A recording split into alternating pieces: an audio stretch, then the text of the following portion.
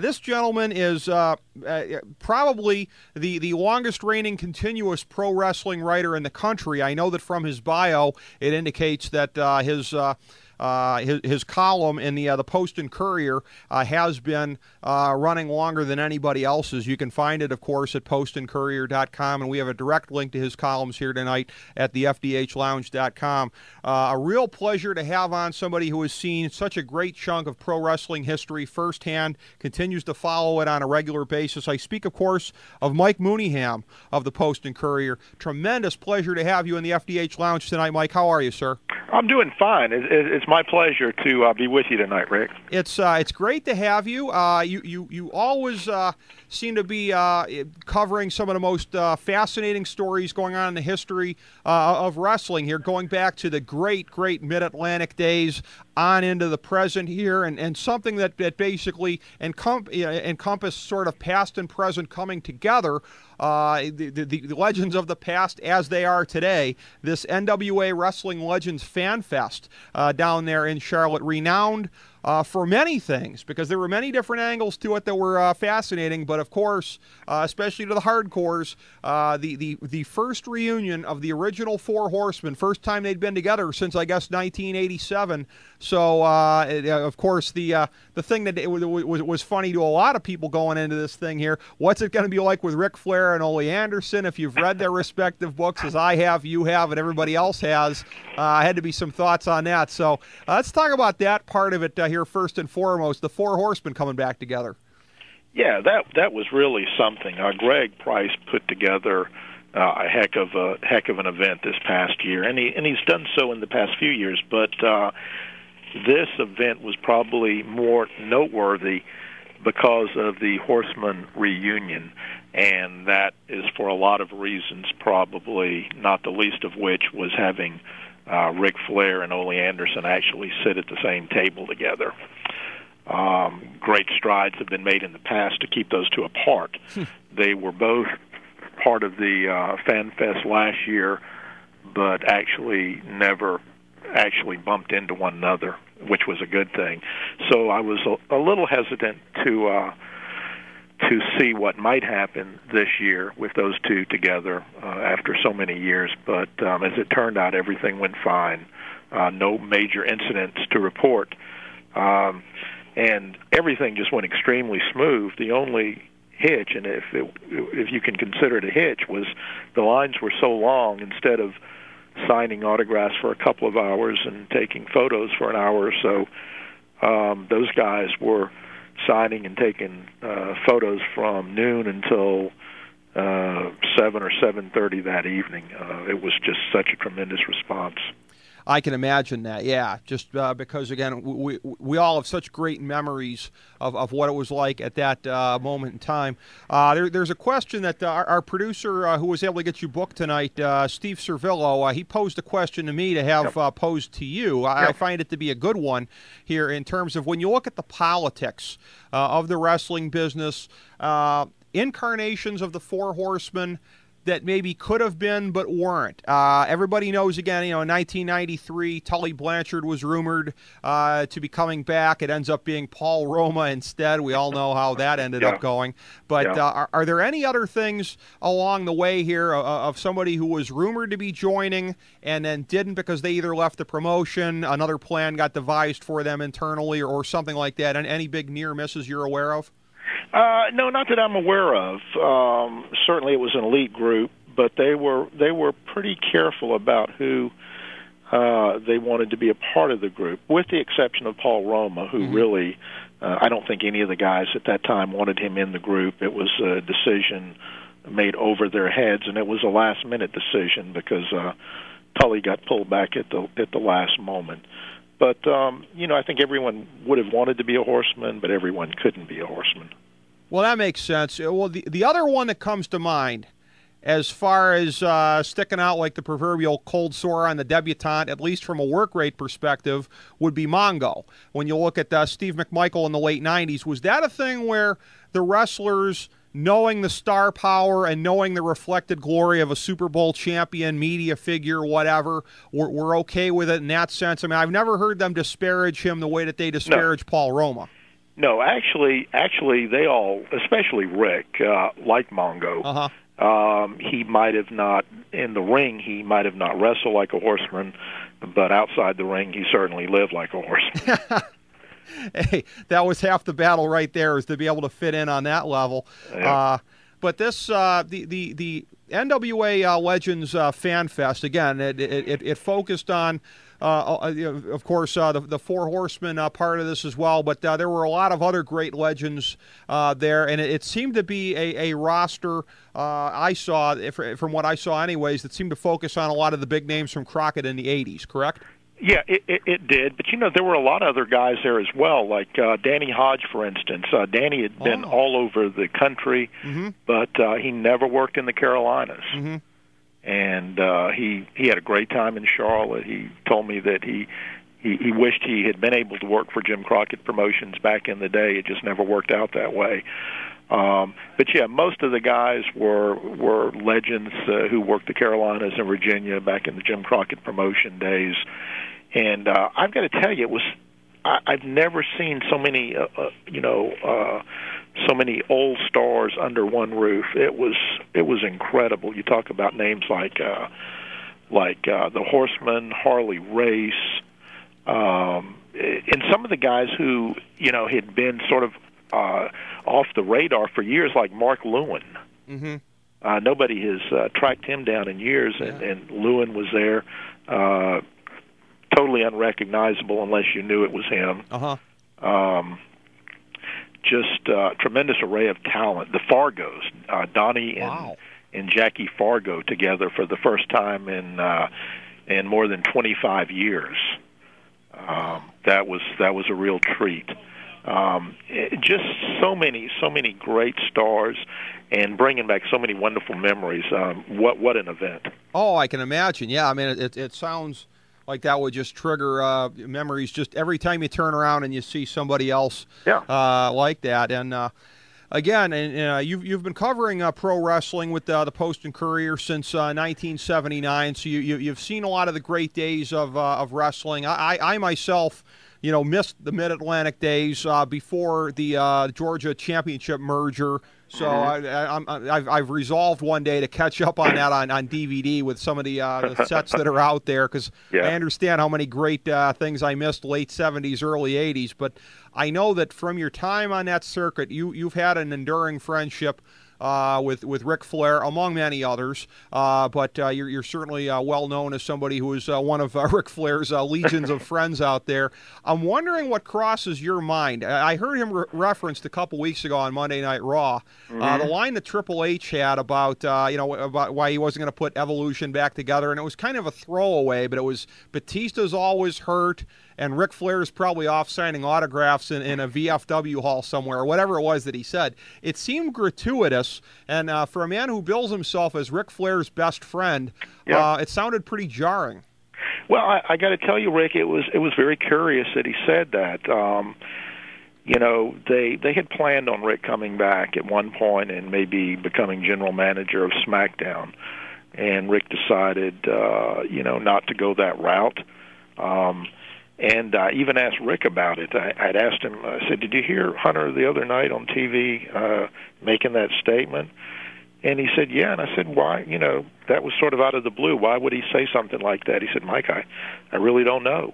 It didn't appear he was actually worried about it, but it was sort of, it sounded like a jab at Rick almost. Yeah, that's how I took it. Sort of the McMahon family expressing a little passive aggressiveness towards maybe it. That was, I think, how a lot of us through read his son-in-law. Yeah, exactly. I mean, he might be Ric Flair's best friend, or as he bills himself as that, anyways. But yeah, he's still the boss's son-in-law, and that's an interesting set of dual roles there. Want to ask you about some other things happening here too, because certainly with your role with the Post and Courier, I mean, you've covered a good part of wrestling's past, but you're continuing to stay on top of things as they evolve. So with the current scene here, I'd like to ask you about SummerSlam. I actually didn't make it a point to see that. I only really make it a point to catch things these days that really grab me. Obviously, WrestleMania would be that. The other ones here and there that I know it's going to be fun to go watch at the sports bar. SummerSlam, to me, it didn't have the feel of the second biggest pay-per-view of the year, the WrestleMania of the summer, as some people sort of hyperbolically put it. What were your thoughts on the event, and if it lived up to the billing that the event earned in the late 80s and early 90s? No, it didn't. Something is missing, and really, it's what I've said all along. It's star power. There were a couple of very good matches on the show, one great match, but there just seemed to be something missing. And I think, we've seen a lot of these, a lot of our big names of the past retire or are not working for WWE right now. And I really think it's a lack of established star power. I mean, if you watch Raw every week, you're basically seeing a few names on top each and every week. There's Triple H, there's John Cena, there's Randy Orton, but there's really not too much of a mix. And Shawn Michaels is back. But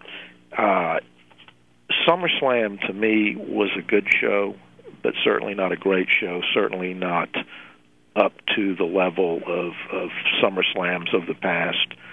And I say that even though I considered the Jeff Hardy CM Punk match just a spectacular bout, and the Undertaker making his return, but it just didn't seem to have the pizzazz that some previous SummerSlams have, and I think that's the general nature of the business right now. It's lacking a couple of big names, new names to come on the scene and really take charge.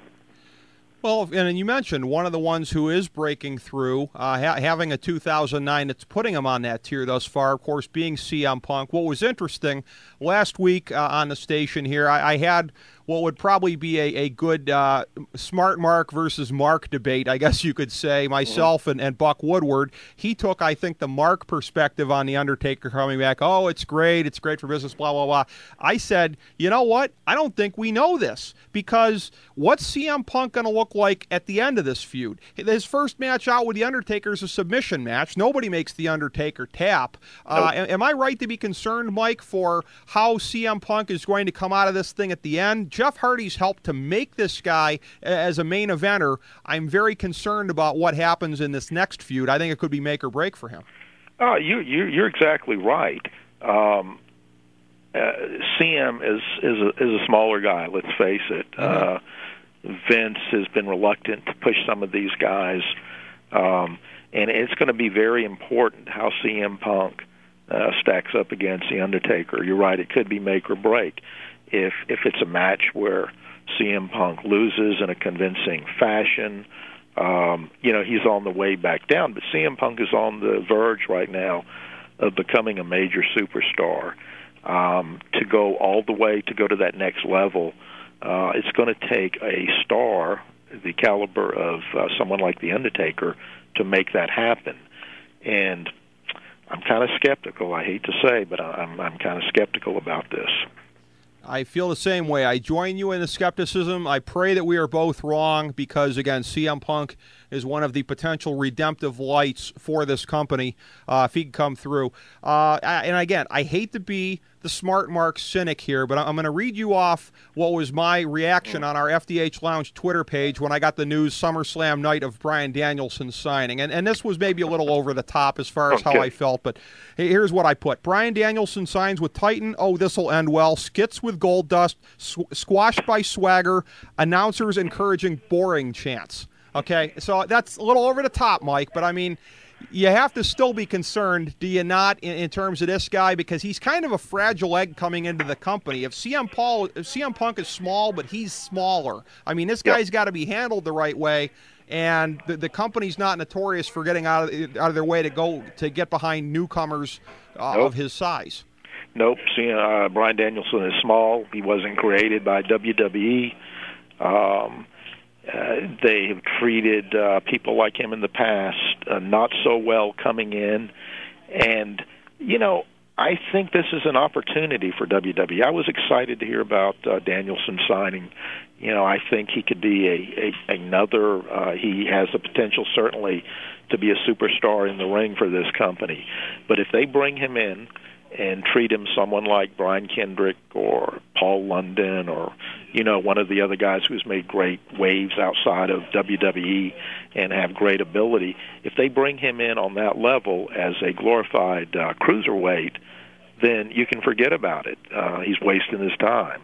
I hope they've looked at the past, and I hope they realize that they really, more than ever now, need to be building major stars to headline future pay-per-views, because even the guys in there now, Undertaker, Hunter, you know, they're getting older. Shawn Michaels, he's doing a wonderful job, but how much time can he have left in the company working at his level? You know, they're going to have to be guys to come in and fill in those roles, and Bryan Danielson has all the credentials. Let's hope they push him.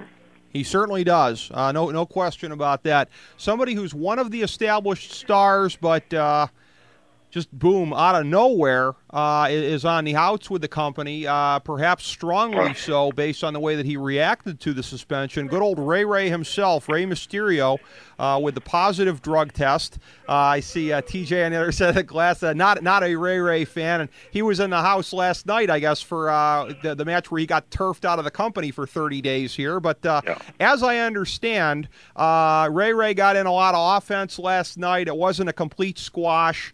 We'll see what it looks like on TV Friday night, but where do you think they're going from here? This is a guy who was strong in terms of helping to build the Hispanic market, strong in terms of helping with the PG direction of the company, with the kiddies and the merchandise and the masks and all of that. A cornerstone guy, albeit quietly, you know, more quietly, say, than a Cena or a Triple H, DX, somebody who's an Undertaker, but important nonetheless. What do you think's going to happen with him now?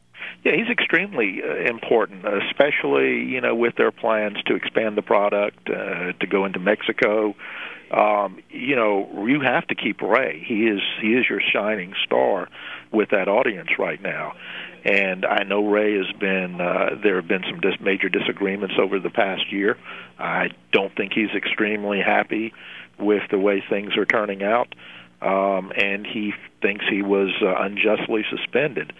So that's not a recipe for a very good relationship coming up in 30 days when he returns. I think they have to treat this one very delicately as well. Ray holds the key to a lot of things right now. No, he's not. He's not in the caliber of Triple H and John Cena as far as his standing in the company, but he's extremely popular with kids who they supposedly are trying to gain a bigger percentage of their audience with right now, and he's key to the Hispanic audience, so it's going to be real interesting to see how this plays out. Ray is 34 years old, and, you know, has had 5 or 6 major knee operations, so you know, who knows how much longer he's going to be able to perform at this level.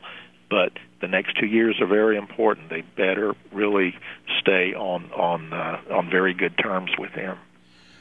Well, yeah, I think he is very critical to everything that is going to be continuing to happen with the company. Coming off of the United States title run that he's been on, and at least quasi-main event status of the last couple of years, I mean, when he comes back, it'll be interesting to see if they keep him at the same level or if it just becomes his job to elevate other guys. I could see it possibly going that way. Absolutely, and I know Vince is very upset that he made comments to that Mexican publication. Vince doesn't like his guys going public with their disenchantment with the company, and he was very vocal, and I don't know if he's going to receive further punishment beside the 30-day suspension, but I know Vince was pretty hot about it, and I heard it was a tremendous match with John Morrison last night in Cleveland. I heard they had a heck of a match. I'm looking forward to seeing that on TV and seeing how that plays out. And, of course, Mike, there's no question that people are looking for your stuff on a regular basis. The postandcourier.com website, MikeMooneyham.com. I know your book is still available at Amazon, many other places as well. Sex Lies and Headlocks that you co-wrote from a few years ago. I read that book, and it was just an awesome read from a lot of the behind-the-scenes stuff. We always like to give our guests a chance to plug. So anything that I neglected to mention thus far, Mike, please do so. You did a fine job. I hit everything, huh? Okay. All right. Well, not everything, but enough to put me over very well, Rick. Thank you. Well, I couldn't help but do so, Mike, because you've had a tremendous career in the business. Your website, The Wrestling Gospel According to Mike Mooneyham, people can check that out at MikeMooneyham.com. A tremendous career, much more to come from you, sir. It was a pleasure to have you on the show. Everything I thought it would be, and we'd love to do it again sometime. Well, thanks very much, Rick. It was my pleasure completely.